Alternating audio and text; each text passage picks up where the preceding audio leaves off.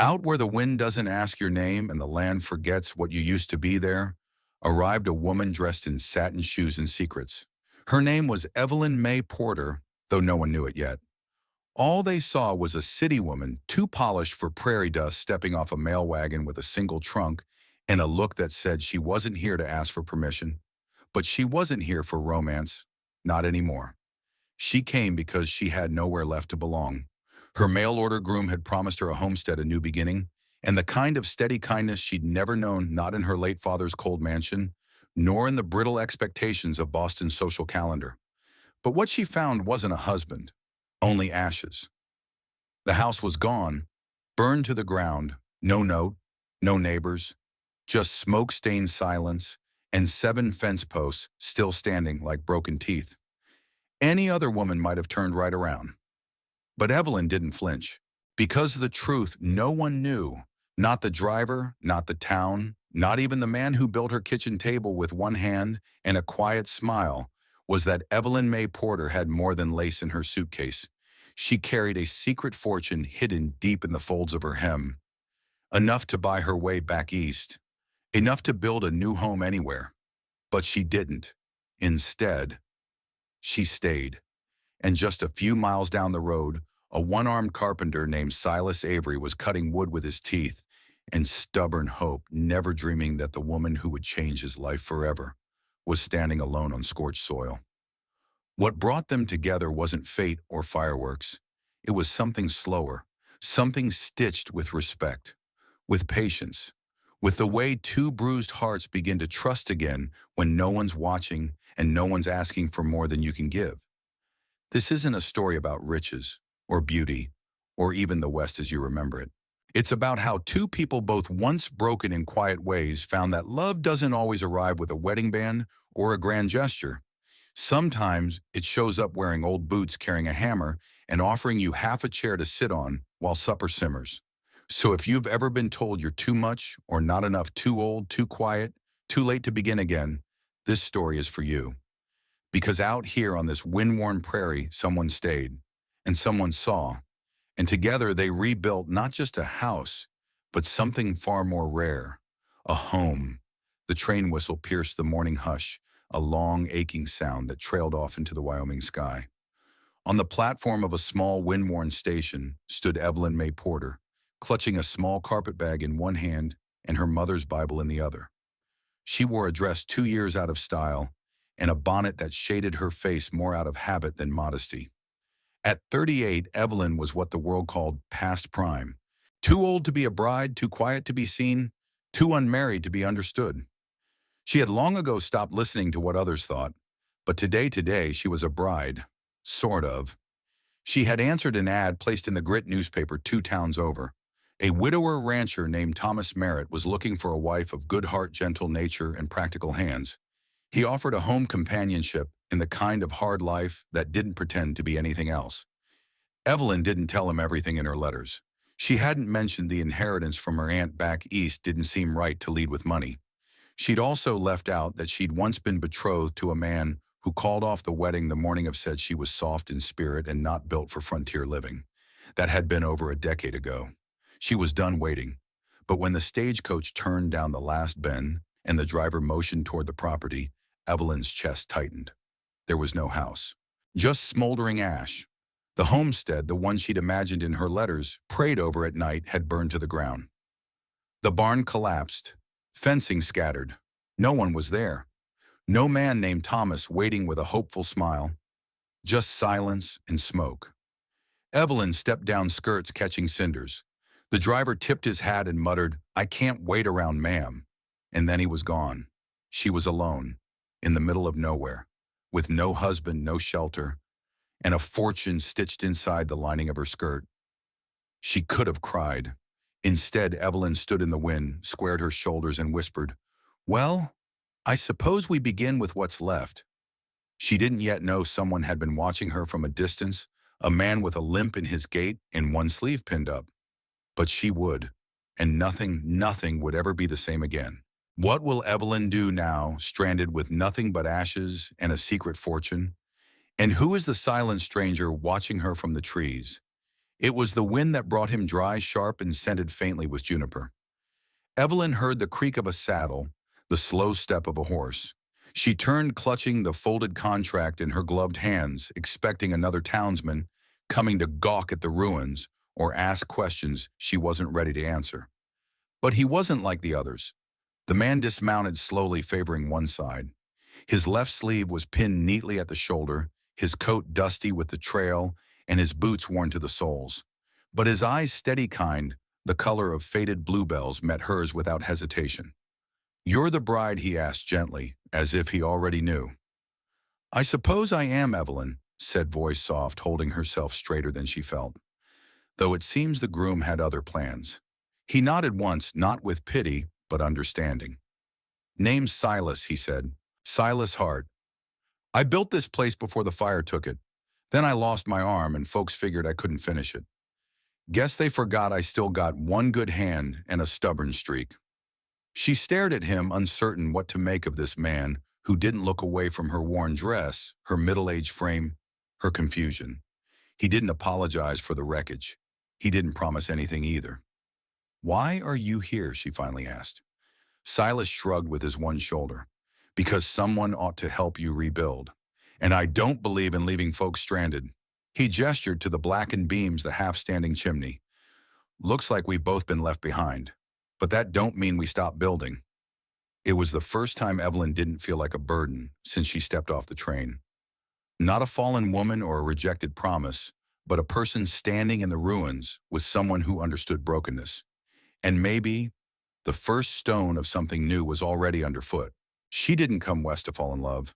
But maybe love had been waiting here all along, carrying timber with one arm and a quiet strength that didn't need saving.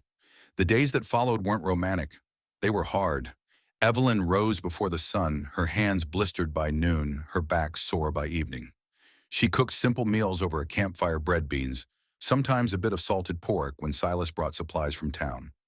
She helped haul water from the creek, handed up nails and boards, and tried not to cry when she bent down too fast and her corset cut off her breath. Silas never commented on the slow pace of her hammering or the bent nails she kept misplacing. He'd just quietly take the board, straighten the nail with his good hand and the crook of his knee, and hand it back with a calm, "Try again." And she did.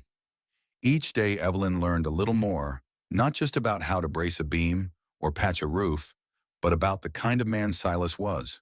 He didn't speak much, but when he did, it was careful, steady, like he measured his words before giving them away. She discovered he had been a carpenter since he was 16. Lost his arm in a barn collapse last winter. His fiancée left 2 weeks later.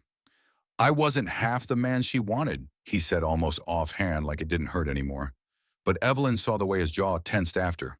She could have told him she knew the feeling, that the man who arranged to marry her had stopped replying to her letters once she sent a photograph. One that showed her laugh lines, her wide hips, her age.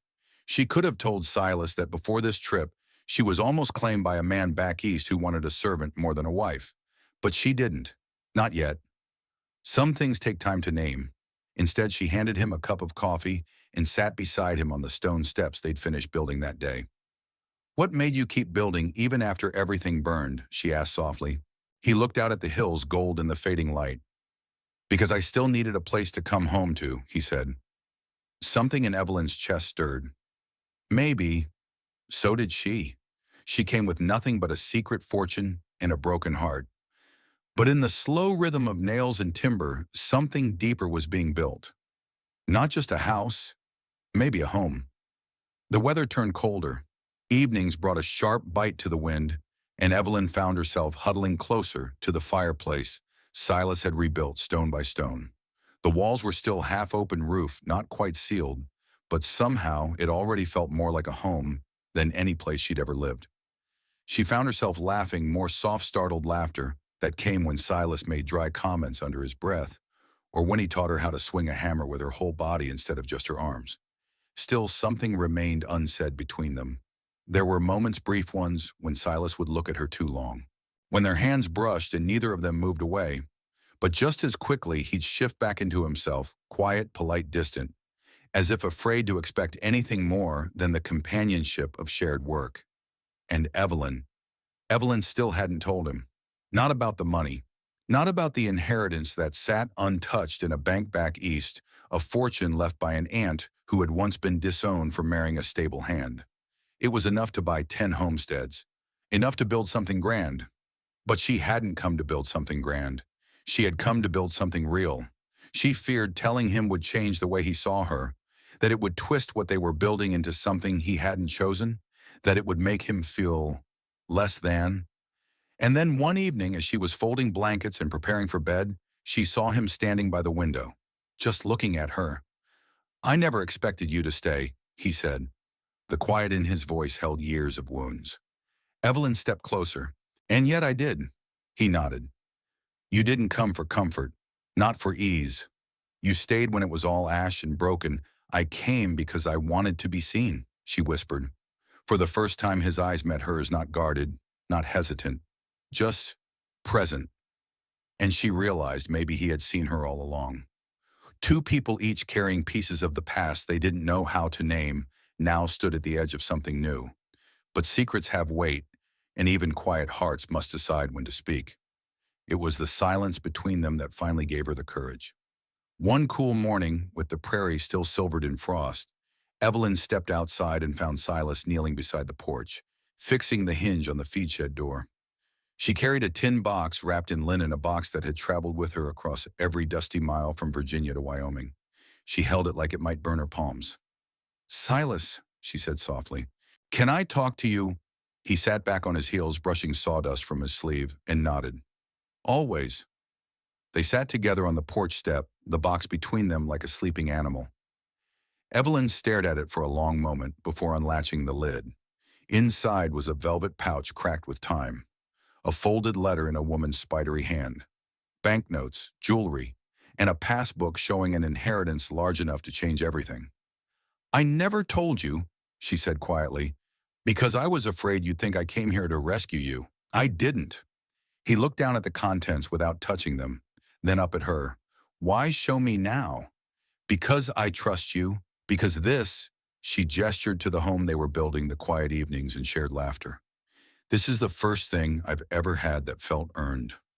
Silas was quiet for a long time. Then he said, "You think a man who's missing an arm can't build a home? You think a woman who's been cast aside can't be someone's beginning?" "No," she said. "I think we both came here broken, and we're building something whole." He reached out, not for the money, not for the jewelry, but for her hand. "Then let's finish what we started, Evelyn." The truth had been spoken, but with truth came questions of worth, of pride, of love offered freely. And in the distance, the sound of hammers kept echoing like a promise not yet broken. The winter came early that year, not with a roar, but with a slow creeping cold that settled in the bones and made everything quiet. Evelyn had always hated winter. It reminded her of her father's house, cold marble floors, long corridors where no one spoke kindly. But here in the little house rising from ashes and lumber, winter meant something else, a test and a kind of turning inward, a reckoning. The homestead was nearly finished. It was smaller than the house that had burned, but warmer. Silas had insisted on thick walls and wide beams, every corner chosen with care. Evelyn sewed the curtains herself, her stitches clumsy but earnest. Each one felt like a vow, and each night they sat by the fire, not touching, not rushing, but simply being. Still not everything was settled. One morning a letter arrived, addressed to Evelyn, written in a fine hand from New York. It was from her cousin, the last of her blood. She had found out about Evelyn's fortune, and she wanted her to come back. There were better men, she wrote, proper suitors, ones who wouldn't lean on your money or pity your age. Evelyn read the letter aloud to Silas that night. Then she folded it carefully, placed it in the fire, and watched it curl to ash. "I used to believe that being chosen meant being worthy," she said. "But now, I think it's the choosing that matters." Silas looked at her not with possession, not with pride, but with something gentler, as though he were seeing a sunrise that had waited 50 years to arrive. "You stayed," he said. "That's all I ever needed." She had been offered a life of comfort, but the warmth she craved wasn't in the walls of a city home. It was in a cabin lit by quiet devotion. Spring came slow to the plains that year. Gentle rains, new grass curling over the blackened earth like a green forgiveness. Birds nested again in the rafters. The wind which once howled through broken timbers now danced quietly through open windows dressed in pale cotton curtains. The house was finished. It didn't shine like Evelyn's childhood estate, nor did it glisten with chandeliers or brass. But it stood strong, warm, and full of breath. A home made not from blueprints or inheritance, but from shared quiet patched wounds and work-calloused hands. One morning, Evelyn stood at the front steps, her hand wrapped around a cup of chicory coffee. She watched Silas in the field mending a fence with one arm, and no complaint as the dog lay sleeping in the shadow of the barn. A pair of wagon wheels cracked down the trail. Mail. A woman's letter this time, another mail-order bride asking questions. She had heard whispers of a lady in the West who chose a man with nothing but decency and dust.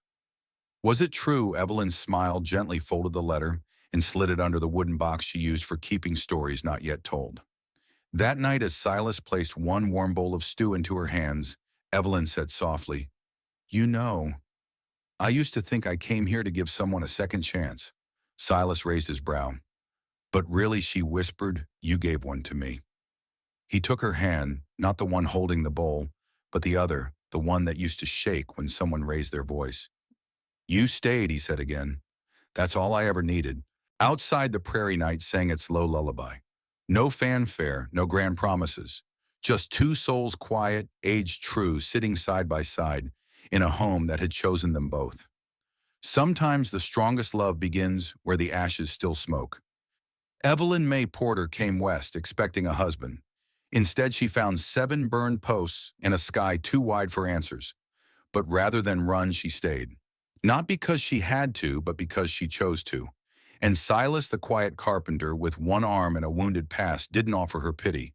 He offered her a chair, a steady rhythm of kindness, and most of all, his presence.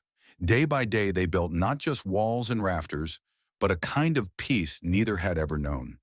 This wasn't a love shaped by grand gestures or fancy promises. It was slow, earned, honest.